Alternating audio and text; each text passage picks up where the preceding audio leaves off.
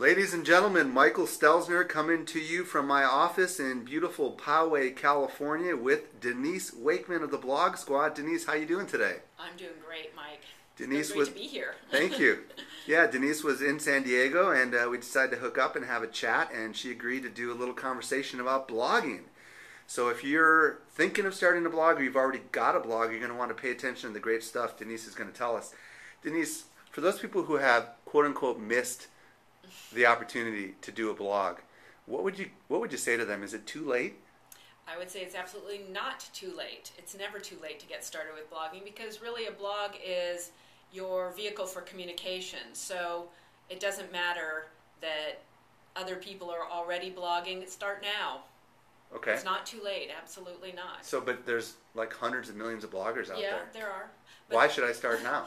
Well, there are lots of blogs that go dead also. So if you're going to be committed to it, if it's something that you feel like you can commit to, and it does take commitment. It's like any marketing tool. So you have to, actually do it.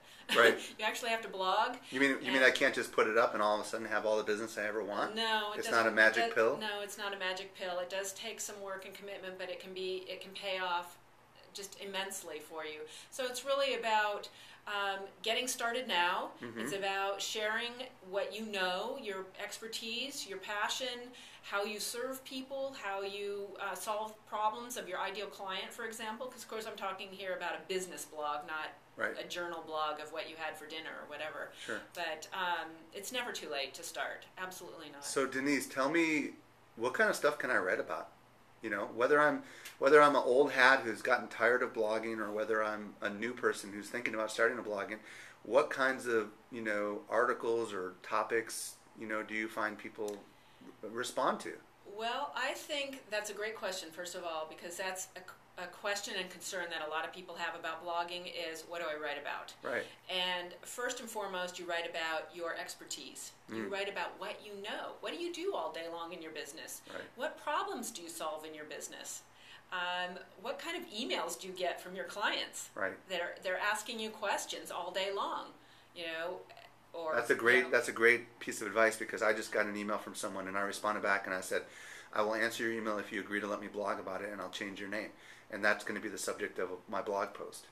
Exactly. That's one of the easiest ways to come up with content, because we all have people that are asking us questions. Right. Whether it's a prospect or it's a current client, people are asking our advice, and all of that is fodder for a blog, in my opinion. Excellent. And you go a step farther by asking permission. I usually just blog it and just change, Right. This is something that has come up. Right. Right. So. Excellent. Well, time. Time is not on my side. Time. Talk to me about finding time. We all have careers. We all have businesses that we're trying to manage and run, or assist the management and operation of. How in the world do we find time to actually do a blog? Well, you're probably never going to find time. You have to make time. Because, again, this is a marketing tool. So what are you doing currently to market your business? Anything? Right. Many people don't. They sort of leave that because it's not the easy thing to do. So it's much easier to do research or whatever it is that you like to do better. But you need to make time, because, again, this is a marketing tool. A blog is going to attract so much more traffic to your business, and because of search engine optimization and that sort of thing, which is probably too much to go into right now. But it's one of the most powerful ways to get your message across to your prospective client, or even to your current clients, is by writing about the problems that you solve for them. And when you do that, when you make time to do that, you're creating a body of work, right? Right. And not only can that body of work help to build your credibility, demonstrate your thought leadership. I know these are buzzwords, but it's true. You can also bundle that body of work into other products and services. So, how do you make time? You schedule it. Ah. So give us a day in the life of Denise Wakeman. How do you schedule your blog posts? Well, I have it on my calendar. Okay. I write on several blogs, so I put it into my calendar. I make an appointment for writing on my blog. Oh, wow. And various blogs. Right. So I don't write on every blog every day. Right. What I suggest for most people works very well in terms of driving traffic and that sort of thing and being consistent and constant is 2 to 3 times a week. Okay. So 2 to 3 posts a week. How long do you schedule to write it?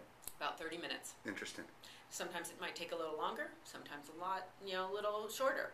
But generally about 30 minutes, 3 times a week. Do you know what you're going to write about before you go into the session? Sometimes. Sometimes you don't. Sometimes I don't. Sometimes I'm getting inspiration not during a scheduled time. Sometimes something will just come up and I'll put it into a task list. Interesting. I keep a running list of blog ideas.